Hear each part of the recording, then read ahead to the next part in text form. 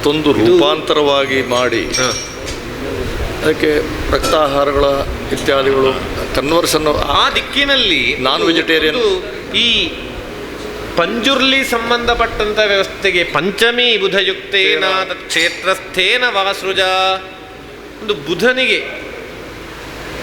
ರಂಧ್ರಗೆ ಕರ್ಮ ಸಂಸ್ಥೆ ಪೂಜಾ ಬಲಿಕರ ಅಷ್ಟಮಾಧಿಪತಿಯು ಕರ್ಮಾಧಿಪತಿಯು ಯೋಗ. ಒಂದು ಪಂಜುರ್ಲಿಗೆ ಸಂಬಂಧಪಟ್ಟ ಏನಾದರೂ ಒಂದು ಸ್ಥಾನಮಾನಗಳ ದಿಕ್ಕಿನಲ್ಲಿ ಉಂಟು. ಈ ರಕ್ತಾಂಬರ ಪಂಜುರ್ಲಿ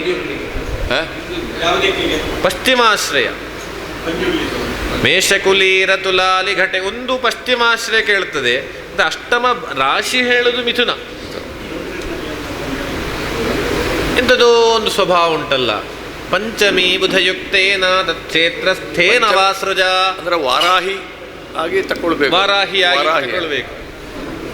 ಹಂದಿ ಸ್ವಭಾವ ದೇವಿ ನಿಂತಲ್ಲ ಹೆಂಗಿದೆ.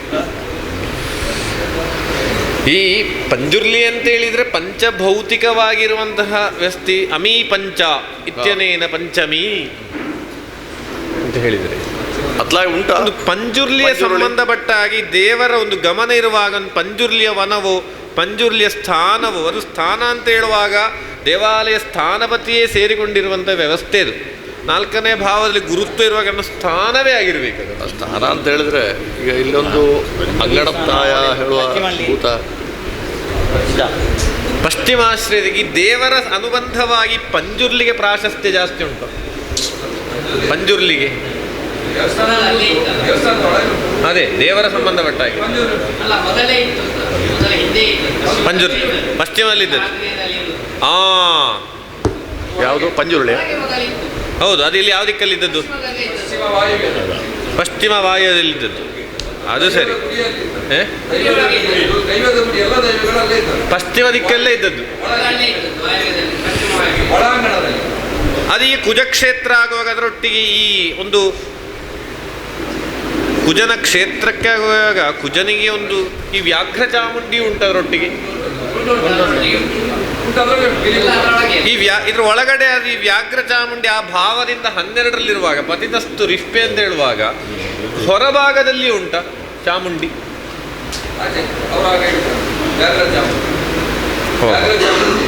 ಈ ಕುಜ ಅಲ್ಲಿಂದ ಅಂತ್ಯರಾಶಿಯಲ್ಲಿರುವಾಗ ಲಗ್ನಾಂಶಕೇನ ಸಾನ್ನಿಧ್ಯಂ ಚಂದ್ರಂ ಬುಧನ ವ್ಯವಸ್ಥೆ.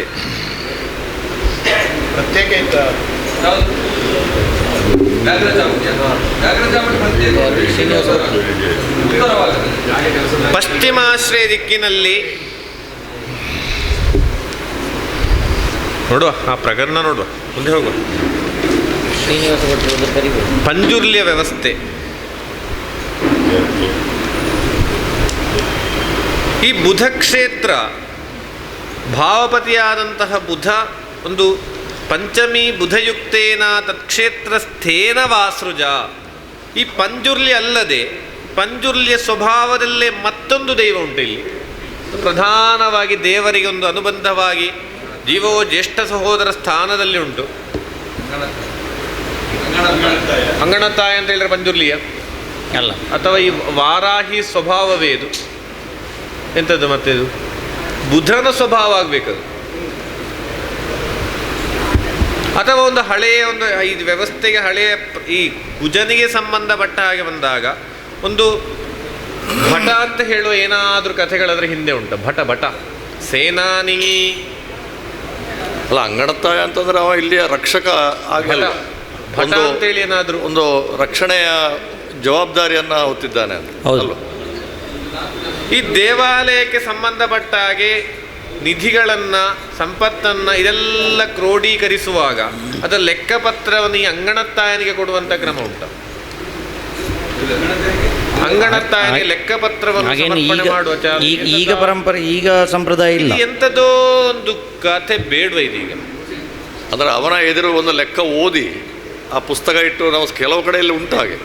ಇದು ಪ್ರಧಾನವಾಗಿ ದೇವರು ಮಹಾಲಿಂಗೇಶ್ವರ ದೇವರೇ ಆದರೂ ರಾಷ್ಟ್ರಪತಿಗಳು ಅಥವಾ ಅಧ್ಯಕ್ಷರು ಎಲ್ಲವನ್ನು ನೋಡಲಿಕ್ಕೆ ಬರುವುದಿಲ್ಲ. ಫೈನಾನ್ಷಿಯಲ್ ಸೆಕ್ರೆಟರಿ ಅಂತ ಹೇಳುವ ವ್ಯವಸ್ಥೆಗೆ ಸ್ಥಾನ ಬೇರೆ ಇರ್ತದೆ. ಅವರು ಬರ್ತದೆ ವರವು ಕೆಲವು. ಅದು ಹಾಗೆ ಮಾಡಬೇಕು ಅಂತೇಳಿ ಕಳೆದ ಸಲ ಸಹ ಬಂದಿದೆ. ಅದನ್ನು ಕಳೆದ ಸಲದಲ್ಲಿ ಬರೆದಿದ್ದಾರೆ. ಹೇಗೆ ಒಪ್ಪಿಸಬೇಕು ಅಂತ, ಲೆಕ್ಕಾಚಾರ ಒಪ್ಪಿಸಬೇಕು ಅಂತೇಳಿ ಮಾಲಿಂಗೇಶ್ವರನೇ ಒಪ್ಪಿಸಬೇಕು. ಮಾಲಿಂಗೇಶ್ವರನಿಗೋ ಅಥವಾ ಇದು ಪ್ರಧಾನವಾಗಿ ಎಲ್ಲ ಕಾರ್ಯಸ್ಥನಾಗಿ ನಡೆಸಿಕೊಂಡಿರುವಂಥ ಅಂಗಣತ್ತಾಯ. ಅಲ್ಲ, ಬುಧನು ಲಿಪಿಗಣಿತಾದಿ ಕಾವ್ಯಶಿಲ್ಪಿ ಬರವಣಿಗೆಯ ಒಂದು ಅಧಿಪತಿ ಅಲ್ವ. ದಾಖಲೆ ಮಾಡಿ ಅದಕ್ಕೆ ಸಮರ್ಪಿಸುವ ಒಂದು ಆಡಿಟ್ CA ಇದ್ದಾಗ ಹೌದು. ಇಲ್ಲಿ ಆ ಗ್ರಹ ವ್ಯಯದಲ್ಲಿ ಸಮರ್ಪಣೆ ಮಾಡಬೇಕು. ಈಗ ಆ ಗ್ರಹರಿಬ್ಬರು ಕೂಡ ವ್ಯಯದಲ್ಲೇ ಇದ್ದಾರೆ, ಗಣಿತಕಾರಕ ಗ್ರಹರು ಆರೂಢದಿಂದ. ಈಗ ಸಂಬಂಧ ಇಲ್ಲ ಅಂತ, ಈಗ ಲೆಕ್ಕಾಚಾರವೂ ಇಲ್ಲ. ಮೈಕ ಸ್ವಲ್ಪ ದೂರದಲ್ಲಿ ಇಟ್ಟು ಮಾತಾಡಿ. ಹೌದು, ಸರಿ ಸರಿ. ನಾವು ಮಾತಾಡಿದ ಕೇಳ್ತಾ ಉಂಟಾ? ನಿಮ್ಮದು ಸರಿ ಕೇಳ್ತದೆ. ಅಲ್ಲ, ಅವರದ್ದು ಸರಿ ಕೇಳ್ತದೆ. ಅವರದ್ದು ಕೇಳ್ತದೆ, ಇವರದ್ದು ಕೇಳ್ತಾ ಇದೆ. ಸ್ವಲ್ಪ ಮೈಕ ದೂರದಲ್ಲಿ ಇಟ್ಟು ಮಾತಾಡಿ. ಹಾಂ. ಉದಯಾರೂಢವೃಕ್ಷಾಭ್ಯಾಂ ಶುಭಾಶುಭಂ ಭ್ರಷ್ಟುರಾದಿಶೇ ತದ್ವತ್ ದೈವವಿಧೋ ವ್ಯೇಭಾಭ್ಯಾಂ ತದಾಯಭಾಭ್ಯಾಂ ತಥೈವ ದೂತಸ್ಯ. ಇನ್ನು ಪ್ರಶ್ನೆಯ ಪ್ರಾರಂಭ. ಇಷ್ಟು ಪ್ರಕರಣಗಳನ್ನು ಮೇಲ್ನೋಟಕ್ಕೆ ಕಂಡಾಗ ಹೇಳಿದ್ದು ಅಂತೇಳಿ, ಎಷ್ಟು ದೊಡ್ಡ ಖನಿ ಇದು, ಎಷ್ಟು ತೋಡಿದ್ರು ವಿಷಯಗಳುಂಟು ಇಲ್ಲಿ 4 ದಿಕ್ಕುಗಳಲ್ಲಿಯೂ ಕೂಡ. ಒಂದು ಚಿಂತನೆ ಮಾಡಲಿಕ್ಕೆ ಒಂದು ಸುಖ ಉಂಟು. ವಿಷಯಗಳು ಶಾಸ್ತ್ರದಲ್ಲಿ ಹೇಳಿದ್ದು ಎಲ್ಲವೂ ಕೂಡ ಘಟಿಸ್ತದೆ ಹೇಳುವಾಗ ನಮಗೆ ವಿಶ್ವಾಸ ನಿಮ್ಮಿಂದ ಮೊದಲು ನಮಗೆ ಬರಬೇಕಲ್ಲ. ನಮಗೆ ವಿಶ್ವಾಸ ಇಲ್ಲದೆ ಅಲ್ಲ, ಆದರೂ ಕೂಡ ಒಂದು ಶಾಸ್ತ್ರದ ವ್ಯವಸ್ಥೆಗಳು ಅನ್ವಯಿಸಿಕೊಂಡು ಹೋಗುವ ಅದರದ್ದೊಂದು ಸುಖ ಬೇರೆ. ಇನ್ನು ಪ್ರಶ್ನೆಯ ಪ್ರಾರಂಭ ಅಂತ ಹೇಳೋ ಮೊತ್ತ ಮೊದಲಿಗೆ ಸಣ್ಣ ಪ್ರಶ್ನೆ ಬೇಕು ಅಂತೇಳಿ ತೀರ್ಮಾನ ಆಗಬೇಕಿದ್ರೆ ಅದಾದ್ದೆಲ್ಲಿಂದ ಅಂತ ಹೇಳಿದ್ದಾನೆ. ಎಂಥದ್ದು ಬೇಡ ಬೇಡ ಬೇಡ ಬೇಡ ಎಂತ ಬೇಡ.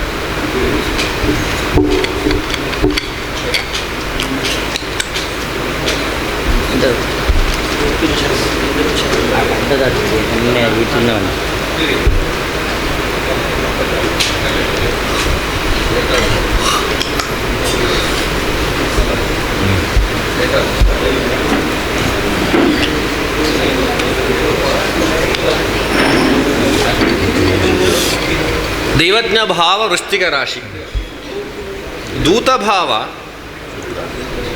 ತುಲಾ ರಾಶಿ. ಕುಜ ಮತ್ತು ಶುಕ್ರನಿಗೆ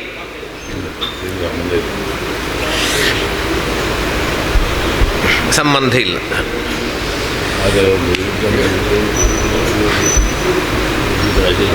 ದೈವಜ್ಞರ ಹೋಗಿ ದೂತರಾದದ್ದು.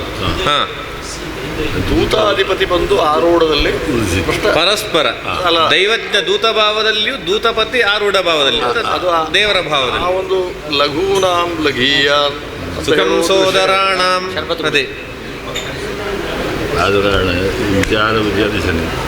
ದೂತಪತಿಯ ವಿಚಾರಪತಿಯಾದ ಶನಿ, ಅದು ಅಲ್ಲಿಂದ 12ರಲ್ಲಿ ದೂತ ಭಾವದ. ಈ ಸ್ವರ್ಣ ಪ್ರಶ್ನೆ ಅಂತ ಹೇಳುವಾಗ ಯಾವುದೋ ಒಂದು ಕೆಲಸವಾದ ವ್ಯವಸ್ಥೆಗಳಿಗೆ ಅಡಚಣೆಗಳು ಬಂದಾಗ ಒಂದು ಒಂದು ಒಂದು ಬ್ರಾಹ್ಮಣ ನಿರ್ದೇಶನದ ಪ್ರಕಾರವಾಗಿ, ಬ್ರಾಹ್ಮಣ ಅಂತ ಹೇಳುವಾಗ ಆರೂಢಪತಿ ಹೌದು, ಒಂದು ಗುರುಸ್ಥಾನೀಯರಾದಂಥ ಒಬ್ಬ ವ್ಯಕ್ತಿ ಸೂಚಿಸಿದ ಪ್ರಕಾರ ಅಷ್ಟಮಂಗಲ ಪ್ರಶ್ನೆಗೆ ಹೊರಟದ್ದು ಇದು. ವ್ಯಕ್ತಿ ಸೂಚಿತ ಪ್ರಕಾರ ಅಂದರೆ ಒಂದು ಬ್ರಾಹ್ಮಣ ಒಂದು ಗುರು ಅಂತ ಹೇಳುವಾಗ ದೈವಜ್ಞ ಮಂತ್ರಿ, ಗುರು ವಿಪ್ರ, ದೈವಜ್ಞ ಮಂತ್ರಿ. ಇದಕ್ಕಿಂತ ಮೊದಲು ಒಂದು ಪ್ರಶ್ನೆ ಚಿಂತನೆ ಏನಾದರೂ ಆಗಿದೆ. ಈ ಅಷ್ಟಮಂಗಲ ಪ್ರಶ್ನೆ ವಿಷಯವೇ ಒಂದು ಪ್ರಶ್ನೆ ಚಿಂತನೆಯ ಆಧಾರದಿಂದ ಪ್ರಾರಂಭ ಆದ್ದು. ಹೌದು ಹೌದು, ಅಂದ್ರೆ ಅಲ್ಲಿ ತೀರ್ಮಾನ ಆದಂತರ ಆ ಪ್ರಶ್ನೆಯಲ್ಲಿ ಅಷ್ಟಮಂಗಲ ಪ್ರಶ್ನೆ ಬೇಕು ಅಂತ ಹೇಳಿ ತೀರ್ಮಾನ ಆದ್ದು. ಹೌದು, ಅದು ಈ ಪ್ರಶ್ನೆ ಚಿಂತನೆ ಆದ್ದು ಈ ದೇವರ ಬಗ್ಗೆ ಈ ರೀತಿಯಾದ ಪ್ರಧಾನವಾದ ಸುಪ್ರಧಾನವಾದ ತೀರ್ಮಾನ ತಕ್ಕೊಂಡದ್ದು ಈ ದೇವಸ್ಥಾನದ ವಠಾರದಲ್ಲಿ ಅಲ್ವೋ, ಇದಕ್ಕೆ ಸಂಬಂಧ ಕಾಣುವುದಿಲ್ಲಲ್ಲ. ದೈವಜ್ಞ ಮಂತ್ರಿ ಗುರು ವಿಪ್ರಯತೀಶ ಮುಖ್ಯಾ ಪಾರಾವತಸ್ಸುರ ಗುರೋಸ್ತುರಗಶ್ಚ ಹಂಸ. ಅಂದರೆ ದೈವಜ್ಞ ದೂತ ಸಮಾಗಮ ಅಲ್ಲಿ ಒಂದೇ ಕಡೆ ಇಲ್ಲ.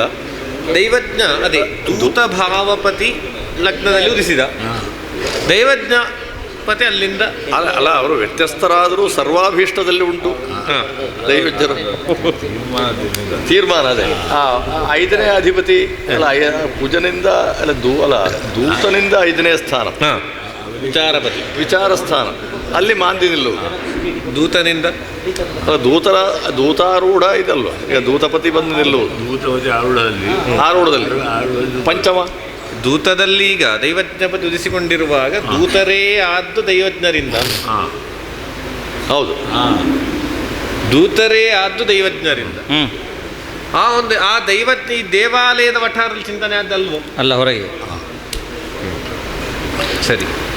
ಈಗ ಈ ದೈವಜ್ಞರು ಅಂತ ಹೇಳುವ ಆ ರೀತಿಯಾಗಿ ಒಂದು ಪ್ರಶ್ನೆ ಚಿಂತನೆ ಅಂತೇಳಿ ಆಗುವಾಗ ಅದು ಈ ದೇವಾಲಯ ಸಂಬಂಧಪಟ್ಟಾಗೆ, ದೇವರಿಗೆ ಸಂಬಂಧಪಟ್ಟ ಹಾಗೆ ಒಂದು ಕಾರ್ಯವಾದೊಂದು ಒಂದು ಒಂದು ದುರ್ನಿಮಿತ್ತ ಕಂಡುಕೊಂಡು ಆಗ್ತದೆ ಇದು ಪ್ರಶ್ನೆ ಚಿಂತನೆಗೆ ಇರುವಂತಹ ದಾರಿ. ಹೌದು, ದಶಮ ಸ್ಥಾನ ಉತ್ಸವಪತಿ ಬುಧನಿಗೆ ಬಂದು ಸ್ಥಾನಚ್ಯುತ ಅಂತ ಹೇಳುವ ಫಲಗಳ ಮುಖೇನ ಅದು ಕೂಡ ಈ ದೇವಾಲಯ ಸಂಬಂಧಪಟ್ಟ ಹಾಗೆ ಸಾಕಷ್ಟು ಏನೋ ಒಂದಷ್ಟು ವಿಷಯಗಳಲ್ಲಿ ಮಹಾಲಿಂಗೇಶ್ವರನಿಗೆ ತೃಪ್ತಿ ಇಲ್ಲ ಅಂತೇಳಿ ಕಂಡುಕೊಂಡ ವ್ಯವಸ್ಥೆಯಲ್ಲಿ ಕೆಲವೊಂದೆಲ್ಲ ಶಕುನಗಳು ಕಂಡಾಗ ದೇವರ ಬಿಂಬವೇ ಬಿದ್ದ ಪ್ರಕರಣವದು.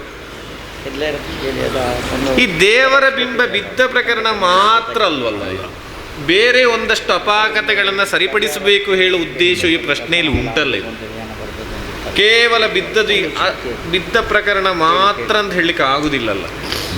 ಹೇಗೆ? ಈ ದೇವರ ಉತ್ಸವ ಬಿಂಬ ಬಿದ್ದಂತ ಒಂದು ಪ್ರಕರಣ ಉಂಟಲ್ಲ, ಹೌದು, ಅದು ಮಾತ್ರ ಅಲ್ಲಲ್ಲ ಇದರ ಉದ್ದೇಶ. ಇದರಲ್ಲಿ ಒಂದಷ್ಟು ಅಪಾಕತೆಗಳು, ಒಂದಷ್ಟು ರೀತಿಯ ಅಸಮತೋಲನಗಳು ಈ ವ್ಯವಸ್ಥೆಗೆ ಸಂಬಂಧಪಟ್ಟಾಗಿ ಇರುವಂಥ ವಿಷಯಗಳನ್ನು ಕಂಡುಕೊಂಡು ಅದರಲ್ಲಿಯೂ ಕೂಡ ಈ ಕರ್ಮಾಧಿಪತಿಯೇ ಆಗಿ ದೈವಜ್ಞ ರಾಶಿಯಲ್ಲಿರುವ ಕಾರಣ ಈ ದೇವಸ್ಥಾನಕ್ಕೆ ಸಂಬಂಧಪಟ್ಟ ಹಾಗೆ ಒಂದಷ್ಟು ಕರ್ಮ ವ್ಯವಸ್ಥೆಗಳನ್ನು ಸುಧಾರಣೆ ಮಾಡಬೇಕು ಹೇಳುವ ಪ್ರಧಾನ ಉದ್ದೇಶ ಇದರಲ್ಲಿ ಉಂಟಲ್ಲ. ಹೌದು, ಹಾಗೆ ಕೇಳಿದೆ. ಅಂದರೆ ಈಗ ಬಿದ್ದದ್ದು ದೇವರು ತೋರಿಸಿದ್ದ ನಮಗೆ ಅಂತ ನಮ್ಮ ಕ್ವಶನ್ ಇರುತ್ತೆ.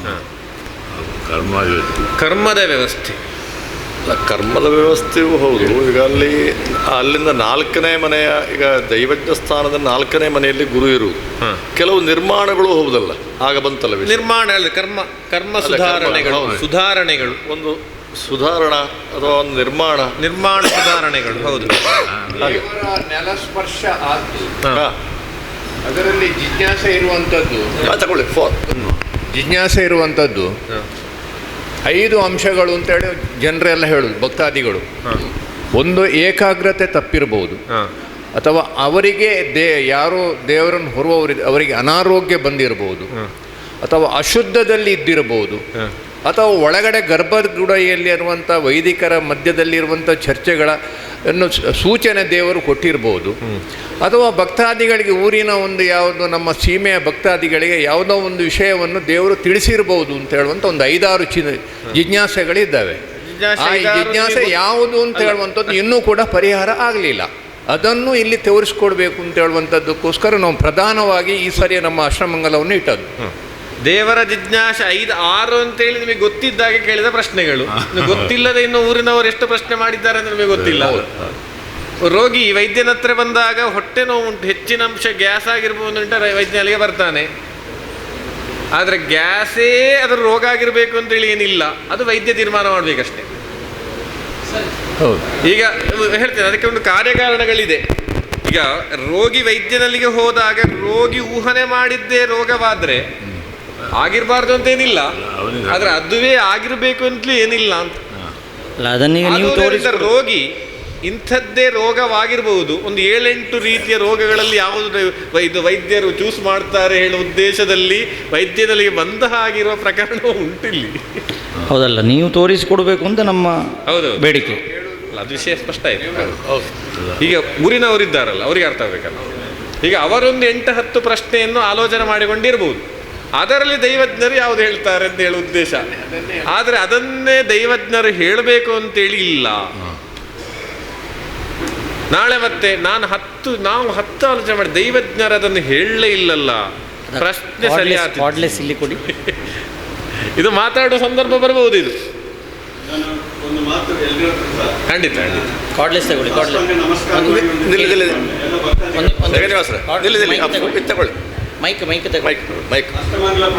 1000 ಸಲ ನಿವೃತ್ತಿ ಇಲ್ಲ.